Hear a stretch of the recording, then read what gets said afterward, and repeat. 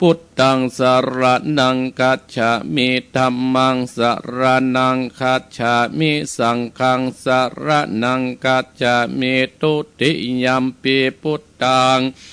สรณังคัจฉามิทุติยัมปิธัมมังสรณังคัจฉามิทุติยัมปิสังฆังสรณังคัจฉามิตติยัมปิพุทธัง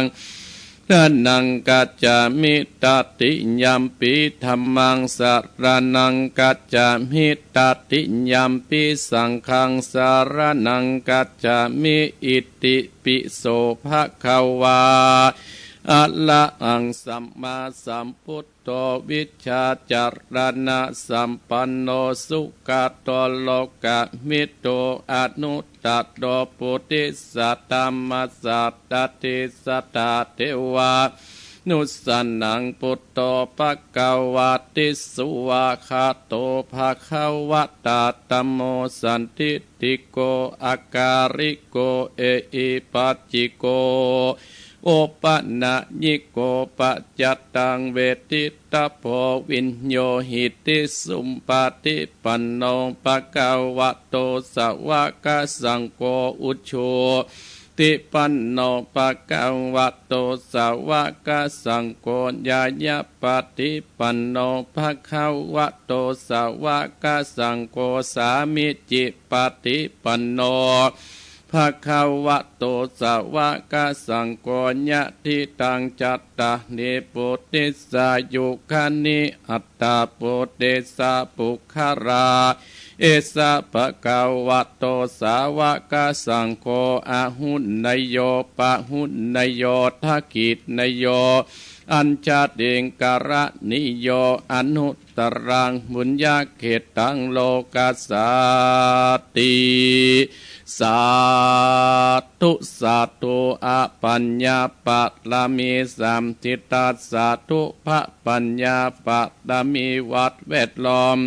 วินิจญาปัตตะมีอ้อมล้อมดักวังดีศีระปัตตะมีบางหอกดาบเมตตาปัตตะมีปัปเปตังปืนตันนาปาละมีเป็นปืนตั้งต่ออุเบกขาปาละมี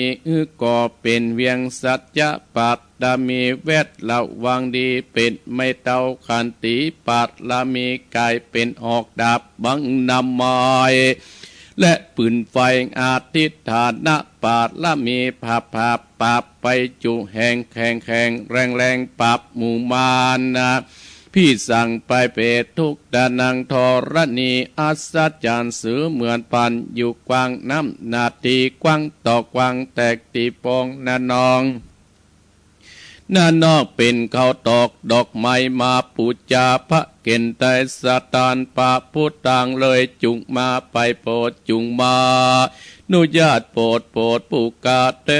ดีแม่นางทอดานีออกมารีดมวยผมอยู่ที่ข้างธาตุจังไรขัดขงาดสับพ่นดินพ่นน้ำนาทีลงพระไปก็ฮับจับเต้าปัญญามานอาปุ่นกลัวภายยกมือตุ้นหัวใส่กาวผู้ขานี้ชื่อว่าเป็นลูกศิษย์พระพุทธเจ้าตนนะ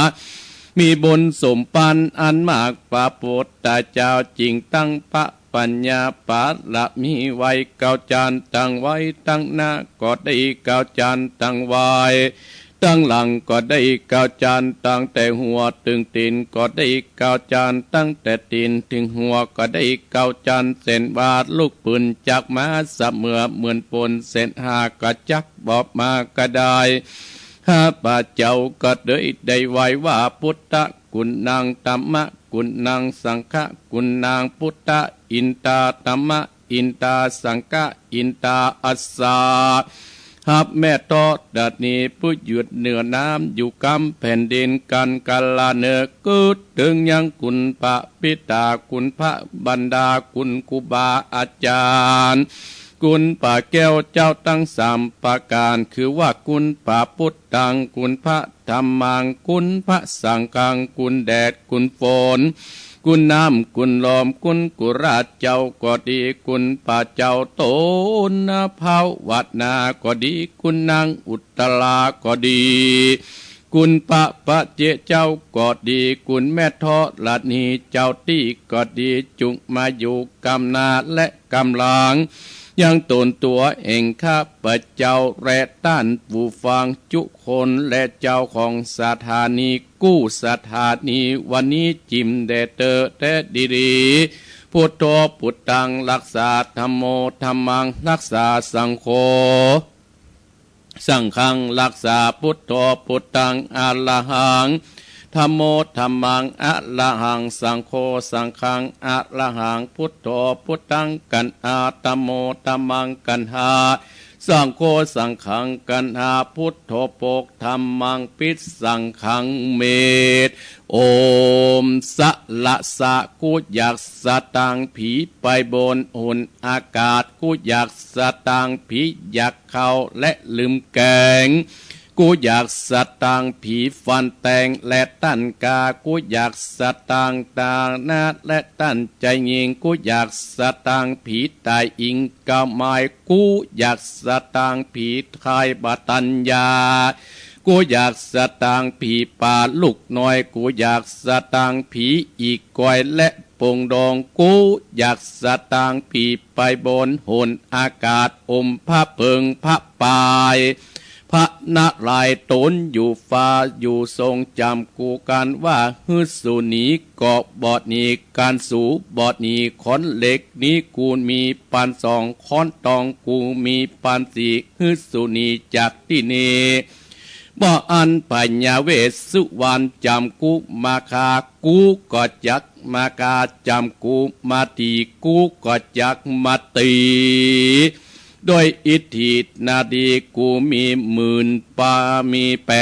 84,000พระธรรมกันปัญญาโลกกาวิทูใจผมมากูมาปราบเสือต้งและเสือนากูอยากสตังผีจอมป่าและผีหวยและนองกูอยากกูจักกินหมดมวยก็มวยกูอยากหือ10ก็10ไก่ปากกูนี้มันปิดเหมือนดังพญางูไปตีนฟ้าตีนกูนี้เหมือนหอกดาบเปลวไฟตากูใส่มาบดังพระอาทิตย์กูจักวิทย์ใส่หัวผีตายการสูบอดนี้เป็นอาณาปานาแก่พมกูเนอโอมพุทโธพุทธัดกำจัดออกไปเคาะลายศัตรูลายตั้งหลายจุงหนีออกจากบ้านจากจองที่อยู่ที่อาศัยอมธรรมโมธรรมัดกำจัดออกไปสัพพสัตรูจุงหนีออกที่อยู่ที่อาศัยจากบ้านจากจองอมสังโฆสังคัดกำจัดออกไปหมู่ศัตรูโลกลายตั้งหลายนี้ออกจากบ้านจอกจองตั้งแต่วันนี้โอมหูลุสวะหายเดตุปัญจมาเรจิโนนาโตปัตโตสัมโพธิมุตตมัมจตุสัญจังปกาสิสิธรรมจักกังวัตตาเยเอเตนะสัจจวัจเจนะอุนตุเมจยมังกะดังปัญจมาเรหิโนนาโตปัตโตสัมโพธิมุตตมังจตุสัญจันปกาเสสิธรรมจักกันตวัตตเยเอเตนะสัจจวัจเจนะอุนตุเมจยมังกะดังปัญจา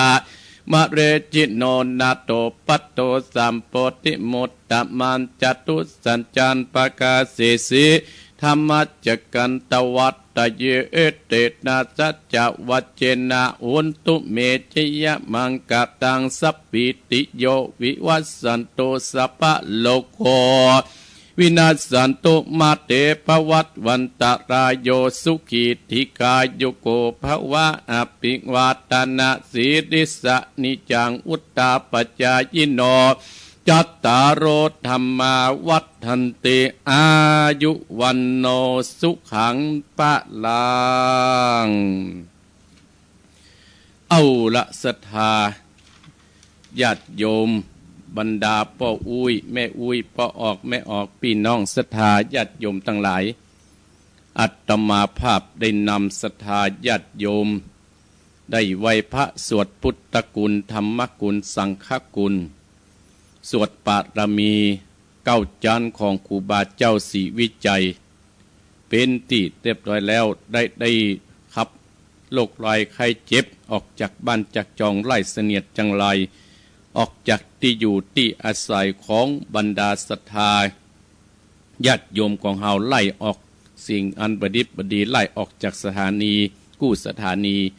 เอาแต่สิ่งดีๆเข้ามาในเมื่อเจ้านี้ญาติโยมทั้งหลายวันนี้ก็เป็นวันที่2 เดือนกรกฎาคมพ.ศ. 2563ตรงกับเดือน10ขึ้น12ค่ำพ่ำว่าเป็นวันพัดสถาญาติโยมทั้งหลายโอ้อัตมาภาพได้รับสันธานอนุมัติว่าได้มาออกแทนท่านพระครูอภิวัฒนวิกรมเปิ้นได้เขียนลายมาอัตมาภาพป9 โมง 10 โมงเมื่อคืนและสตาญาติโยมอาจจะเขียนมาเจ้ากว่านั้นแต่อัตมาภาพนั้นไปทำสถานกิจหลายอย่างหลายประการแต่ว่านี่งานมีทั้งวันตอนเจ้าก็ไปเป๊กตุบวชพระตอนบ่ายก็ได้ทำการหล่อเตียนของคณะสงฆ์ตำบลสันติสุขอัตมาภาพก็ยกมือ10 นิ้วขอบคุณคณะสงฆ์ในตำบลสันติสุขอันหมายมีท่านพระครูสุคนบุญยกร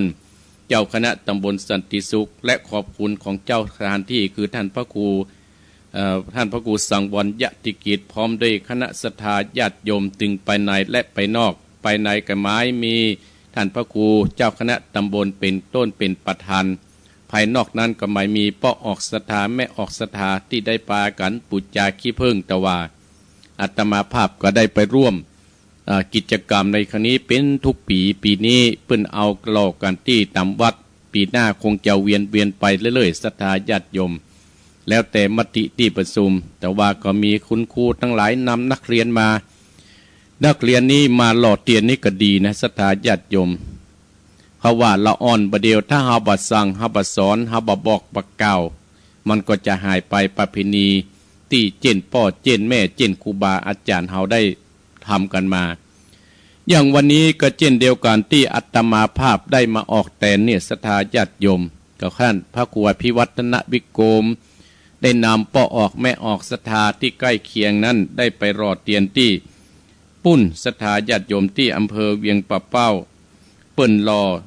เป็นอำเภอศรัทธาญาติโยมอาตมาภาพก็ได้รับหน้าที่จัดรายการแทนวัดต่อจากท่านพระครูสมุชัยวัดท่านสมุชัยวัดหรือว่าตุลุงนานเฮาได้1 ชั่วโมงศรัทธาญาติโยมกาละเวลาอีป้ออีแม่ปินห้องศรัทธาญาติโยมเบยไปเหมือนใส่น้ำศรัทธาญาติโยมท่านตั้งหลายลงกึศเตศรัทธาญาติโยมกล้าขึ้นต้นปีเดือนมกราเนี่ยบดิษฐ์เดือนกรกฎาคมแล้วแฮมบัดสักกี่วันนี้ก็จะได้เข้าพรรษาได้เข้าพรรษาไปตั้งสัจจะอธิษฐานภายใน3 เดือนภายจะเนี่ยอันอย่างภายจะทำอันอย่างเพื่อเป็นมงคลกับตัวเป็นมงคลกับตัวเก่าศรัทธาญาติโยมมงคลเนี่ยเราต้องสร้างขึ้นเองอย่างอาตมาภาพได้นำบรรดาศรัทธาป้าอุ้ยแม่อุ้ยได้นำไหว้พระสวดมนต์ศรัทธาญาติโยม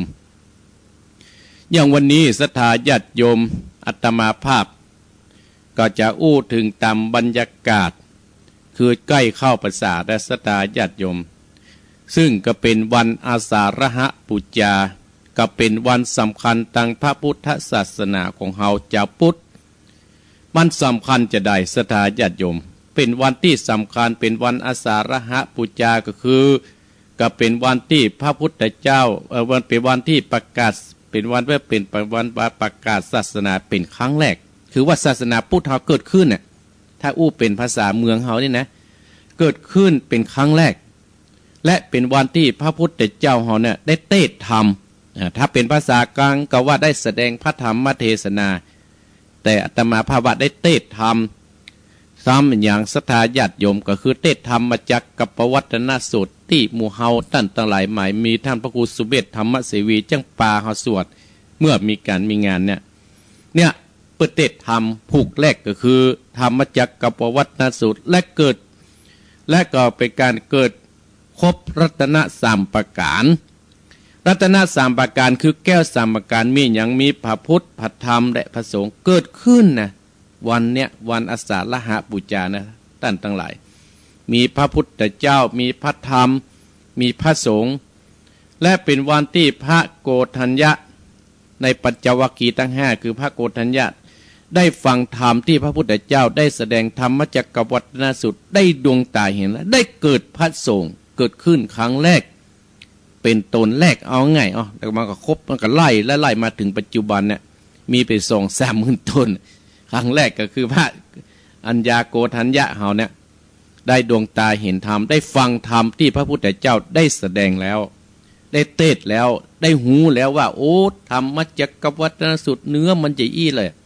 ได้ดวงตาได้หูจนได้บรรลุ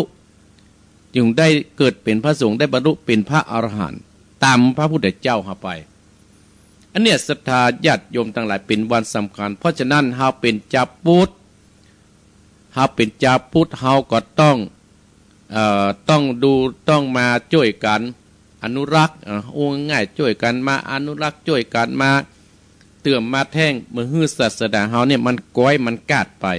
อย่างตะวานี่เป็นต้นศรัทธาญาติโยมเฮาก็ปากันไปหล่อเตียนอาตมาภาพก็ประกาศพี่น้องศรัทธาญาติโยมก็ให้หอมกันนักได้เงินเข้ามูลนิธิส่งกระไรตังอยู่ศรัทธาญาติโยมทั้งหลายเมื่อเฮามีการถวายเตียนในวันเข้าพรรษาแล้วอาตมาภาพจักอานิสงส์นี่อานิสงส์กับการถวายเตียนตานเตียนเฮาที่เฮาจังได้ไปตาน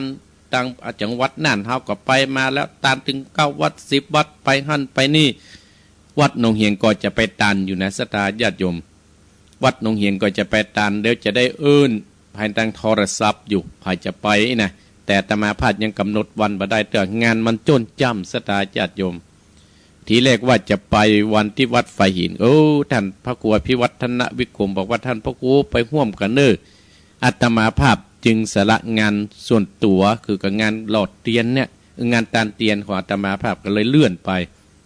สุดภาษาเนี่ยก็วันใดกับวันหนึ่งศรัทธาญาติโยมเนาะก็เอางานของหมู่คณะให้มันแล้วซะก่อนส่วนงานที่อาตมาภาพไปเป็นประจำเป็นงานส่วนตัวก็มีศรัทธาญาติโยมติดตามโดยมีศรัทธาตุปุ่น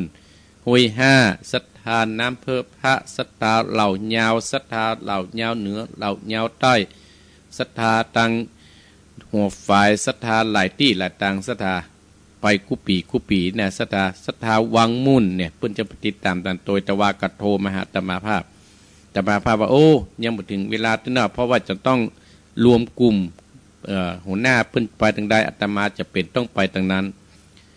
เนี่ยศรัทธาญาติโยมส่วนงานส่วนอันนี้เป็นส่วนตัวที่เฮาจะไปตานเป็นปกติโดยนามของคณะศรัทธาวัดหนองเฮียงร่วมกับ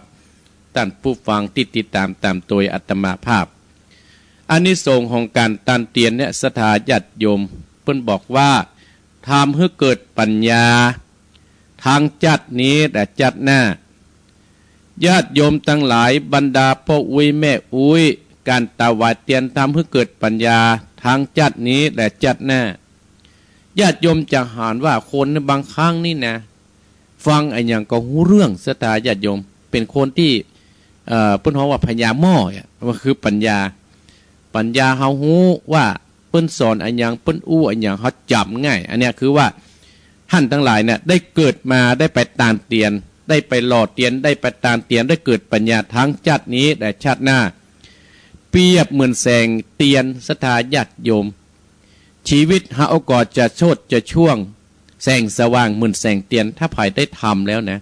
อย่างบรรดาศรัทธาญาติโยมที่โอนตังไปให้อาตมาภาพเอาไปตามเตียนเนี่ยเอาไปหล่อเตียนนี่เป็นต้นเปรียบเหมือนแสงสว่างเกิดขึ้นเหมือนแสงเตียนที่เฮาจะเอาไปตามเป็นพุทธบูชาเพราะฉะนั้นอาตมาภาพก็จะได้ไปตามเตียนก่อศรัทธาญาติโยมติดตามโดยอาตมาภาพก็ไปได้จัดรถไผจัดรถมันเฮาบ่ต้องไปนี้ล่ะแล้วเฮาก็เอาซอง9 ซองเอาไปหอมกันปิตี้เฮาไปสวดพุทธคุณปิตี้ศรัทธาญาติโยมปีแล้วนี่รู้สึกพี่น้องวังมูนมาลำรถ1พี่น้องเหล่ายาวใต้นี่แหมพี่น้องตังห้วย5นี่แหมที่อาตมาภาพจำได้นะหลายที่หัวฝายเนาะที่อาตมา ติดตามโดยอาตมาภาพปีแล้วอาตมาภาพไปตามตังอำเภอแม่วางปีนี้กำลังกึดอยู่ก็ยังบ่ได้ออกปากเตือสตาแต่มีในจ่อยแล้วก็จะได้ถามผู้ที่ร่วมงานกันต่อไปว่าเขาจะไปวัดต่างใดเมื่อเขาตกลงปรุงใจอู้กันแล้วผู้ร่วมงานว่าเขาไปวัดนั้นวันนี้เขาก็จะมีหนังสือไปแจ้งเปิ้นเวลานั้นวันที่ตะอันเนี่ยศรัทธาญาติโยมการทำงานเนี่ยศรัทธาญาติโยมเขาต้องประสานการถึงงานถึงนั้นจะเรียบร้อยอย่างงานคณะสงฆ์ตำบลสันติสุขจังหวัดได้ประสานการแค่3 วันงานก็ออกมาดีศรัทธาญาติโยมถ้าเราต้องมันอู้เราต้องมันจ๋ามันถึงจะนี้ญาติมาภาพเนี่ยได้ท่านพระครูพิวัฒนวิกรมเพิ่นบอกว่าท่านพระครูออกแตนผมเถอะตี 5 ถึง 6 โมงผมอาตมาภาพก็ปฏิบัติหน้าที่ตามที่เพิ่นหัวหน้าเขามอบไงงานไว้และทำให้เกิดแสงสว่างรุ่งเรืองเนี่ยทำให้มีแสงสว่างรุ่งเรืองชีวิตในครอบครัวเขาเนี่ยก็จะรุ่งเรืองในแสงสว่างสิ่งที่มันบดิบดีก็จะมาเกิดขึ้นในครอบครัวของเราทำให้มีแสงสว่างรุ่งเรืองด้วยลาภ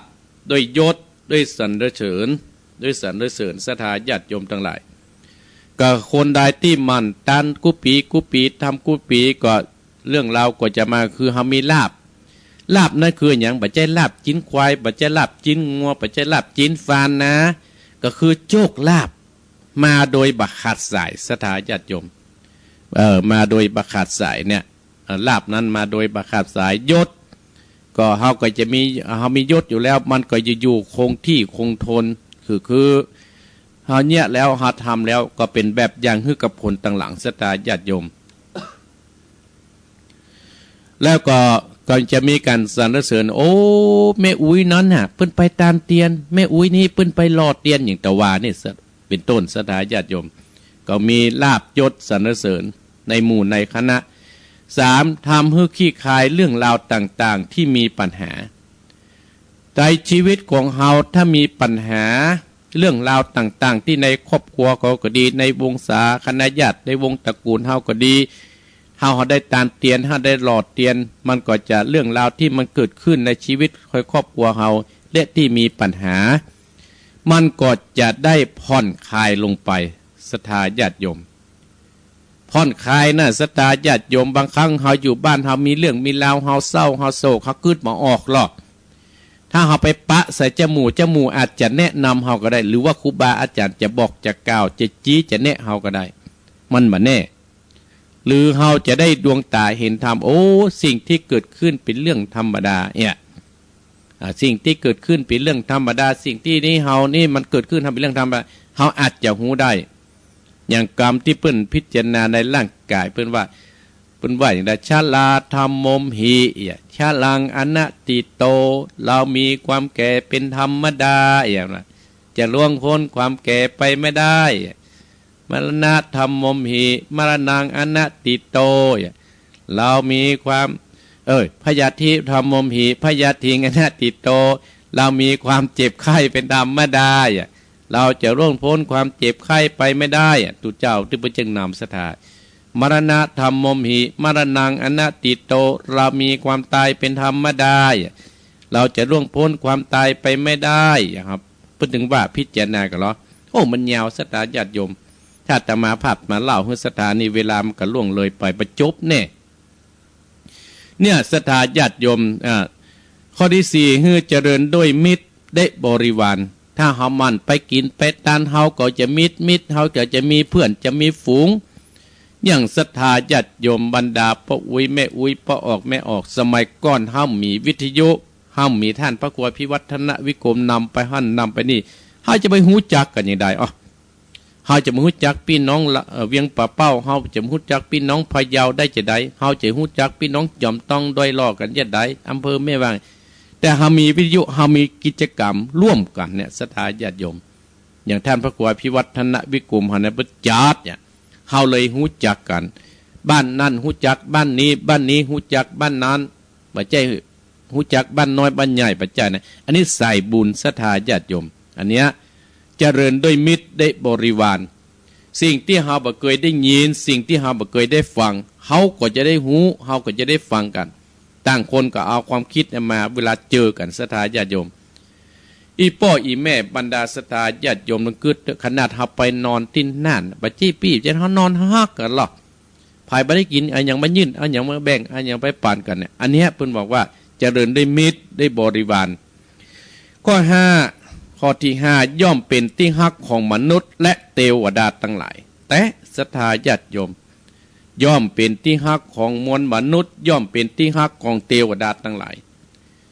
คุณงามความดีที่เราได้ทำแล้วเนี่ยว่าตกน้ำบะไหลตกไฟตึงไหม้ทำมันสร้างไปเตอะจะไปท้อจะไปถอยศรัทธาญาติโยมทั้งหลายเราจะเป็นที่รักของคนทั้งหลายโอ้ปอกแก้วฮะเปิ้นกินเปิ้นตาลหน่อยแม่คำฮะเปิ้นกินเปิ้นตาลเปิ้นหลอดเตียนที่หันเปิ้นไปตาลที่หันกันล่างลายกันไปอันเนี้ยเปิ้นเล่ามันเป็นบุญเป็นกุศลกับเฮาถ้าเฮาไปตกจำก็ดีไปแซะไปซ่อนแซะก็ดีเนาะเฮาไปงมปูงมป่าเปิ้นเล่ามันอายเปิ้นหรออายเผียไผอายเผียลูกเผียหลานนะพุทธศรัทธาญาติโยมถ้าเฮามันไปกินไปตันเนี่ยลูกหลานเฮาก็มีหน้าเมตตามันก็จะเป็นแบบอย่างให้กับลูกกับหลานเฮาต่อไปย่อมเป็นที่ฮักของมนุษย์และเทวดาทั้งหลาย6เมื่อจากโลกนี้ย่อมมีไก่ทิพย์อันสว่างไสวอันนี้จริงเนี่ยศรัทธาญาติโยมในพระไตรปิฎกนี่อาตมาภาพจังได้ยินท่านพระครูสุเมธเพิ่นเล่าอย่างพระสารีบุตรเป็นต้นสัมมเณรนี่เป็นต้นที่เชี่ยงชีวิตได้ไปเอาป่าไปปล่อยเอาปูไปเอาป่าไปปล่อยผลสุดท้ายก็เป็นแสงสว่างนำต่างเพิ่นไปขนาดที่มีเศรษฐีคนหนึ่งที่เป็นคนขี้จิที่ท่านพระครูสุเมธเพิ่นอู้นะก็ได้พระสารีบุตรเนี่ยเป็นมีแสงมีสีขึ้นเพิ่นก็เกิดความนับถือขึ้นมาเป็นต้นอันนี้ตามที่ท่านพระครูสุเมธเพิ่นเล่าในศรัทธาญาติโยม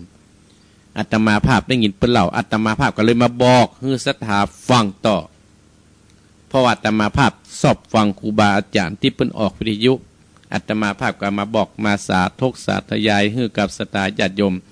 เมื่อจากโลกนี้ไปย่อมมีไก่ทิพย์อันสว่างไสว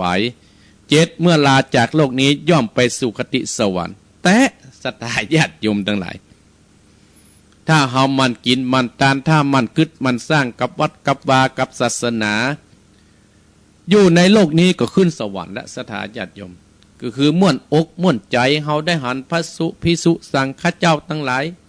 เฮาได้หันวัดหันวาอย่าศรัทธาญาติโยมยิ่งคนที่หุมกินหุมตานและศรัทธาญาติโยมใกล้จะเสี่ยงชีวิตใกล้จะเสี่ยงลมหายใจเนี่ยลูกหลานเพิ่นถึงบอกว่าโอ้นึกเอาอีเตอร์พ่ออีแม่เอาปูดเอาโทเนอนึกเอาบุญกุศลที่พ่ออีแม่นึกเอาบุญกุศลที่พ่ออีแม่กึศสร้างวัดวาอารามเนอลูกหลานตันเต้าเพิ่นสิสอนอย่างอี้เหรอครูบาอาจารย์เพิ่นก็จะสอนอย่างอี้เหรอบ่จะว่าอีแม่จะเสี่ยงหายใจกึศถึงแซะเนอกึศถึงคล้องเนอเพิ่นจะว่าเหรอนึกถึงคุณงามความดีที่พ่ออีแม่ได้สร้างขึ้นเนอเพิ่นอาตมาภาพจะได้ยินอย่างอี้เหรอเนี่ยเมื่อลาจากโลกนี้ย่อมไปสู่คติขึ้นสวรรค์แน่นอน8หากบารมีมากพอย่อมได้ไปเกิดและได้ดวงตาจักษุคือมีตาทิพย์มีปัญญาหูแจ้งทั่วไปศรัทธาญาติโยมถ้าบารมีเฮานักเนี่ยศรัทธาญาติโยมอีพ่ออีแม่จังได้ยินว่าอย่างฤาษีแต่ก่อนฤาษีตาทิพย์ มันจะมีแต่เหรออันเนี้ยด้วยอานิสงส์ของการตานเตียนด้วยอานิสงส์ของการได้ถวายเตียนนี่เป็นต้นที่อาตมาภาพได้มาอู้ได้มาจ่าให้ศรัทธาเนี่ยศรัทธาญาติโยมวันอาสาฬหปุจจาหรือว่าวันเข้าพรรษาใกล้เข้ามาถึงเนี่ยศรัทธาเฮาตั้งใจจะเนี่ยไอ้ยังตั้งใจว่าจะเนี่ยโอ้เข้าพรรษาแล้วกูจะตั้งใจแล้วเนยอีน้อยกูจะงดเหล้าเพื่อสุขภาพตัวเองเนี่ยกูจะงดเหล้ากูจะปาอันกินเหล้าสัก3 เดือนเนี่ยมันก็เป็นบุญเป็นกุศลฮะเป็นบุญหนึ่งใดสตามันห่อนนี่เหรอ1ละสภาพร่างกายเฮาก็จะดีเฮาจะพร้อมเฮาจะบ่อ่อนแอ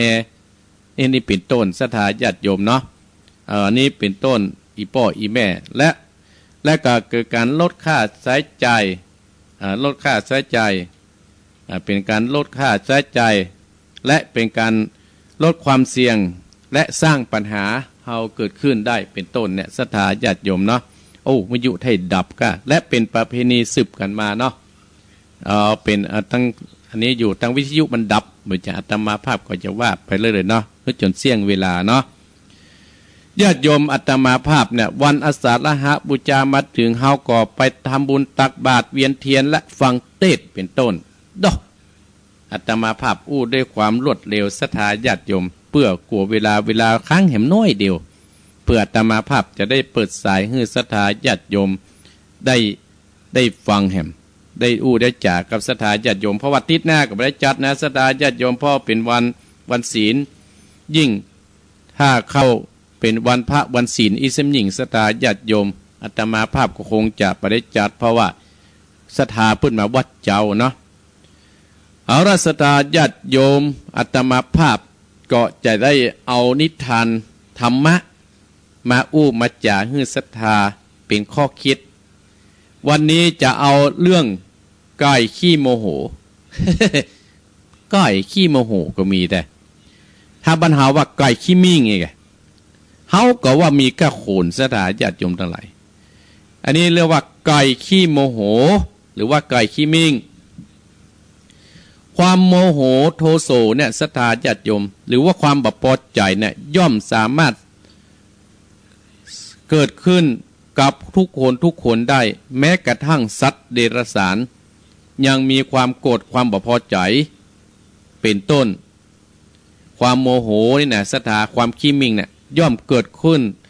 กับได้ทุกคนแม้กระทั่งสัตว์เดรัจฉานก็ยังมีความโมโหเกิดขึ้นบพอใจดังอาตมาภาพจักมาเล่าให้ศรัทธาฟังในเรื่องนี้เปิ้นว่ามีสามเณรตนหนึ่งศรัทธาญาติโยมสามเณรตนนี้นะศรัทธาอาศัยเส้นทางเนี่ยในบ้านเนี้ยเป็นที่โคจรไปบิณฑบาตยามเจ้าเป็นประจำสามเณรตนนี้ก็บักขาดจริวัตรในการบิณฑบาตก็จะไปบิณฑบาตถึงวันโดยใจเส้นทางนี้ไปบิณฑบาตด้วยความรับรื่นบางวันก็ได้เข้ามาเต็มบาตรบางวันก็พอสารมื้อเดียวก็เป็นเรื่องธรรมดาศรัทธาญาติโยมบางครั้งญาติโยมเพิ่นอาจจะไปแยกกันเนาะอันนี้มีตั้งแต่อดีตที่ผ่านมาละจนถึงปัจจุบันแต่ในเส้นทางที่สามเณรน้อยตัวเนี้ยศรัทธาญาติโยม ตัวนี้นะเดินผ่านก็ไปผ่านบ้านหลังหนึ่งก็มีไก่ปูตัวหนึ่งศรัทธารูปร่างอุ้ยอ้ายหน้าฮักคุยเกี่ยกินอาหารตามภาษาก้อยเนี่ยศรัทธาญาติโยมวันหนึ่งก็มามีอะไรอย่างเกิดขึ้นต่อได้แต่มีวันหนึ่งสามเณรตัวเนี้ยกำลังเดินบิณฑบาตอุ้มบาตรไก่บ้านเจ้าไก่ชื่อว่าเจ้าไก่อันตพานตัวเนี้ยศรัทธาญาติโยมก็เจ้าว่าผูกเจ็บใจสามเณรด้วยเรื่องอะไรอย่างสามเณรน้อยนี่ก็บอกหูศรัทธาญาติโยมสามเณรนี่ก็เดินผ่านบ้านตึงวันก้อยนี่ก็ลักมันไส้เนรน้อยนะก้อยกับขี้มันไส้เหมือนกันได้สงสัยก้อยนี่ให้เกิดเป็นเจ้ากรรมในเวรสามเณรนี่จัดต่างก่อนหูเนาะเดินบ้านวิ่งไปก้อยตัวนี้ก็วิ่งตัวหลังไปว่าให้เตะก้นเนรสักกรรมมันไส้มาเมินแล้วอีกไงสามเณรเตียวไปก็เหมือนว่ามีไผ่ตัวก้นมาสามเณรได้ยินก็ก้อยตะพื้นปีกก็ห่านหลังไปพอมันปีไผ่ตัวมาไงก็ปิดวิวันช่างเม่งเนาะผีก็ไม่ได้หลอกไก่นะแต่พอดีสามเณรน้อยตัวเนี่ยศรัทธาญาติโยมไปห่านก้อยเนี่ยแต่ก้อยก็ทำแต่หมู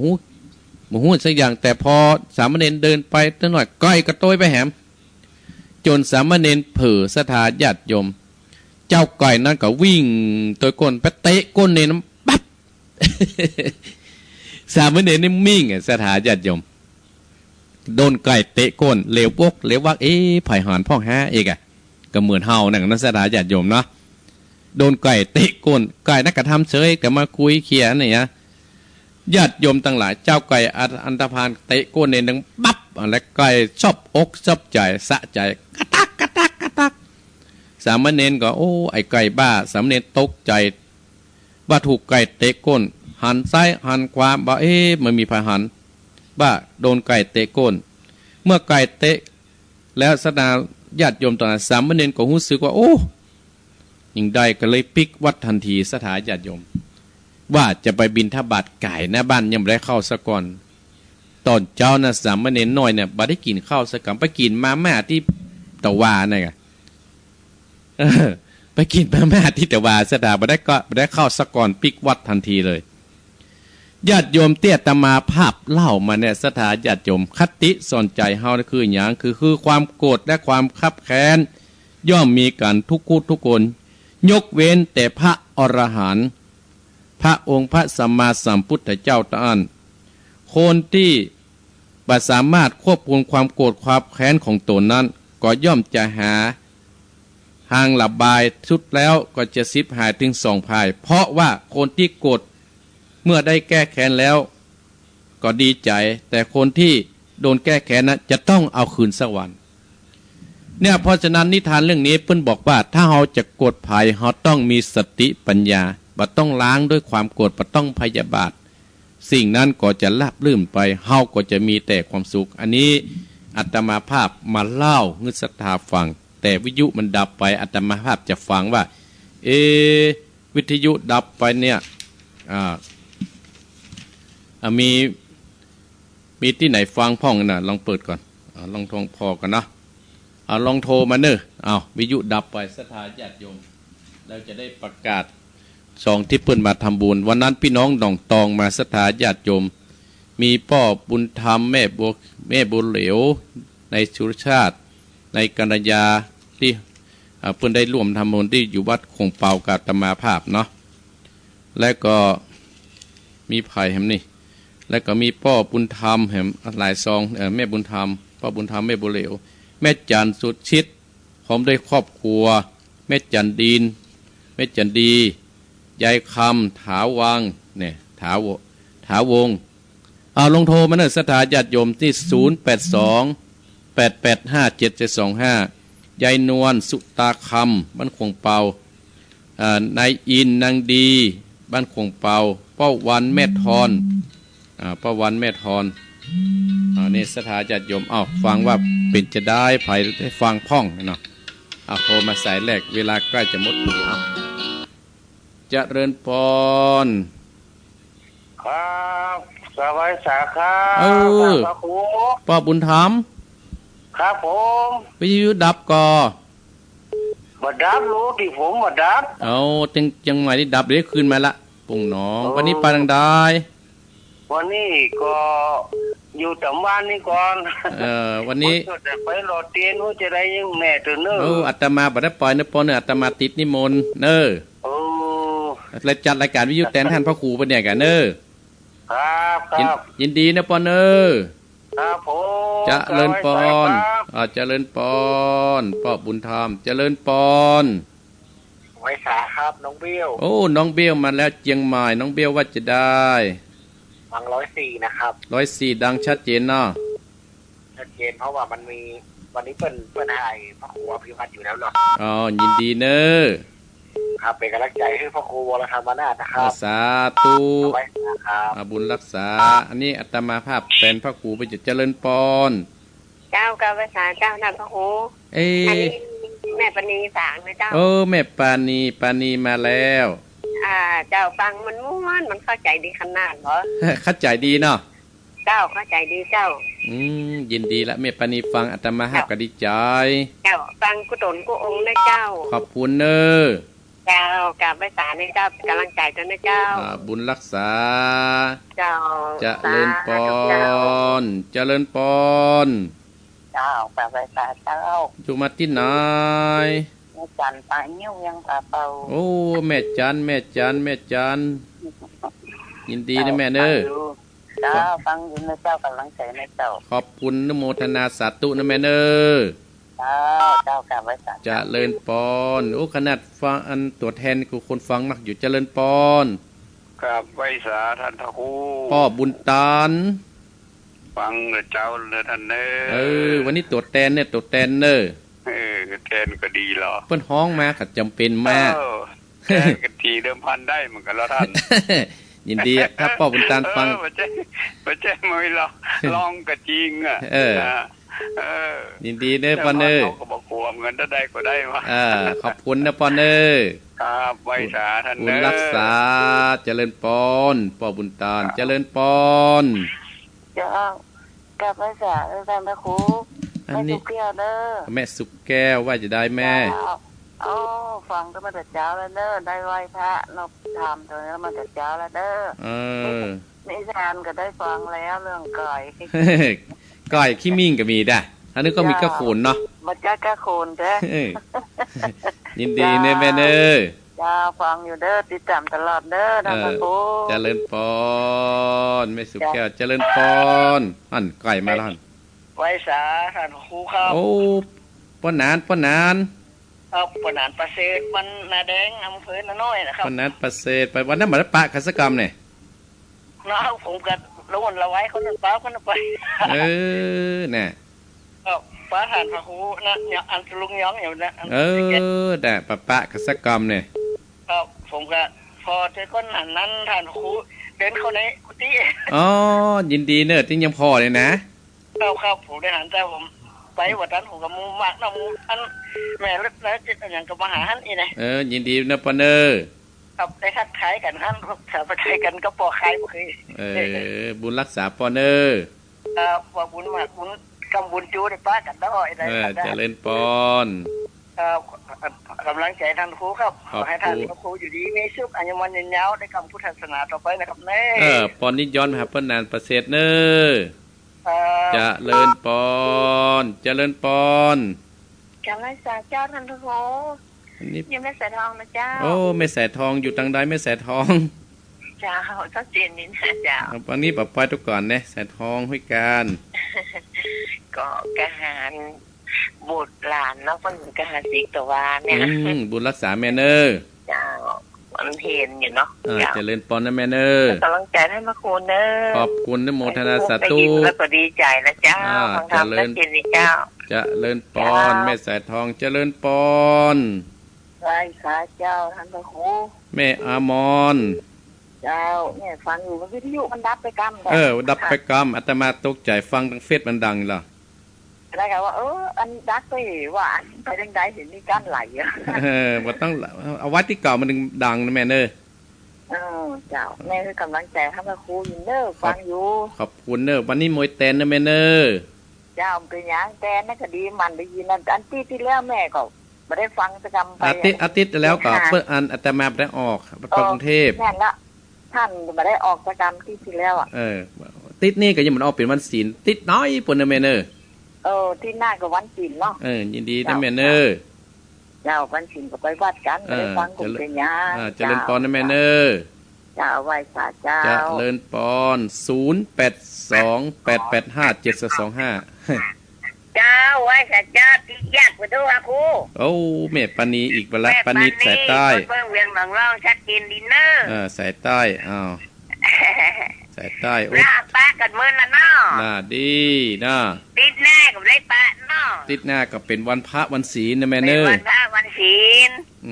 บุญรักษาแม่ให้กำลังใจละครูเนอเราไม่ปัจจัยเลขหรือว่าขอบคุณโมทนาสาธุเนอเจ้าไหว้สาเจ้าจะเลินปอ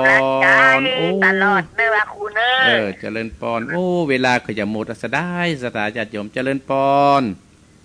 เจ้านมัสการเจ้าท่านอาจารย์อยู่ที่ไหนอยู่แม่เมาขี้เล็กเจ้าแม่เมาแม่อย่าฮะอันนี้แม่อำพันเจ้าอำพันแม่เมาขี้เล็กฝางนะแม่เนาะเจ้าฝางนะเจ้าแม่เมาฝางแม่ดักชัดเจนเลยกับแม่เจ้าฟังชัดเจนดีเจ้ากำลังโทรมาครั้งแรกกันเนี่ยแม่อำพันหลายรอบแล้วเจ้าโทรมาหาตาแมนนี่นะเจ้าอาตมาจัดรายการวันนี้แตนปืนได้แม่เนอเจ้าได้คติดีเลยเจ้าถ้าคติดีฟังใจได้เนาะเจ้าวันนี้แม่เขาก็จะไปด่าเตียนเลยเจ้าบุญรักษาแม่เนอไปแต่งเตียนเพราะที่มันปู่ก็จะมีการถวายเตียนกันเลยนะเขาดีแล้วเนอไปเตอะแม่เนอจะเลินจะเลินปอนแม่อำพันแม่เมาขี้เล็กเจริญปอนฝางว้าวข้าไม่สาค่ะพระครูเจ้าอยู่ที่ไหนหนองบัวแม่ข้าเจ้าแม่อีแม่เราเนี่ยยินดีนะแม่เนอ เจ้าเดี๋ยวว่าปะโทอะไรอีกปาดังใดมา ฟังตลอดแต่วันนี้บ่ได้ปล่อยนะแม่เนอะวันนี้บ่ได้ปล่อยเจ้าว่าเป็นยังแม่จะเอาลงตามไปอยู่นี่ตอนนี้ยินดีละเพราะว่าวันนี้อาตมาภาพติดท่านพระครูประกาศจวนเหมือนกันเพิ่นว่าถ้าบ่ปล่อยก็มาจัดรายการเต้นก็เลยจัดเต้นไว้เห็นน่ะเจ้าเป็นยังกันเดี๋ยววันที่12ป้ากันอยู่จ้าอนุโมทนาไปแน่นั่นน่ะอนุโมทนาเด้อเจ้าค่ะเจริญพรเจริญพรเจริญพรสายสุดท้ายเจริญพรครับผมกับไหว้ตาหลวงพ่อครับโอ้ลุงตุลุงเน้นรักครับผมก้อยนี่ก็โคตรก็เปิดมาเจ๊เหลืองเจ๊ลาวแต่กันหน้ากระเตะเผ็ดเน้นเบิ่นเนาะต้มปะดีกันมาเตะเน้นรัดเน้นรัดเนาะแน่แกเนาะแต่ว่ายุ่งนะแต่ยุ่งเฮาก็ต้องมีก็ขโขนเนาะก้อยขี้มิ่งก็มีได้มันถ้าจะไปเจ้ากรรมนายเวรกันมาหมดละน่ากะถ้าประสามมาตีมันจะไปเนี่ยจะได้มันต้องมีมูลกันเนาะน่ากะอันนี้เอาแบบฉบับของเน้นลักมาอู้เนี่ยครับมันมีเหตุของมันแล้วมันต้องมีกันน่ากะเนาะอยู่จะจางกันหน้าสื่อมันไปมีอย่าได้นี่ยินดีเนอะกับไว้สาครับบุญรักษาสายสุดท้ายเดี๋ยวใครจะต่อกับฟังทำเทศทำต่อไปเนาะเอาและสถาญาติโยมอาตมาภาพก็จะได้นำรายการธรรมะยามเจ้าในการทดแทนของท่านพระครูพิวัฒนวิกรมลาจากบรรดาสถาญาติโยมไปเสียก่อนเพราะว่าเปิ้นให้โอกาสเวลา1 ชั่วโมงก็อนุโมทนากับพ่อบุญธรรมบ้านปุ่งหนองน้องเบลเจียงใหม่แม่ปานีฝางแม่จันปางิ้วพ่อบุญตัน3 ยอดแม่แก้วแม่สุกแก้วสีเตี้ยพ่อนันประเสริฐอำเภอนานน้อยแม่สายทองห้วยกันแม่อมรทาโดยข้างแม่ปณีสายใต้ต้นเพิ่งแม่อัมพานฝางและก็แม่ที่อยู่นี่เนาะลืมชื่อครับจะลืมมาจำหน้าได้เพิ่นจะลงทานไปก็คือโมป้อนะแม่เนาะ และตุลุงสามเณรลัก ก็ซึมมาเนี่ยคือมันบวยแล้วไปก็อู้บวยแล้วก็จะผิดจะถูกเป็นธรรมดานะสถาญาติโยมเนาะจางสีตินก็ยังหูผาเลิศเนี่ยนะเอาคนอย่างสามัญอย่างอัตมภาพก็เชไปพ่องก็เชมาทางนี้พ่องเนาะเอาละสถาญาติโยมอยู่ด้วยกันมั่งม่วนวันสันเล่าเป็นคติสอนใจอันใดที่เป็นคติสอนใจอีพ่ออีแม่ก็นำไปใช้นำไปประพฤติปฏิบัติกันบุญกุศลที่อาตมาภาพได้ทำก็ขอให้เป็นเกาะแก้วไขกรรมมาปกอำสามพิสายอย่างตนตัวของคณะศรัทธาญาติโยมท่านผู้ฟังกันกูคู่กูโกนเอาละนำรายการธรรมะยามเจ้าแต่ท่านพระกวยพิวัฒนวิกรมก็ลาจากพี่จากน้องจากศรัทธาญาติโยมไปเสียก่อนอปอนเนอร์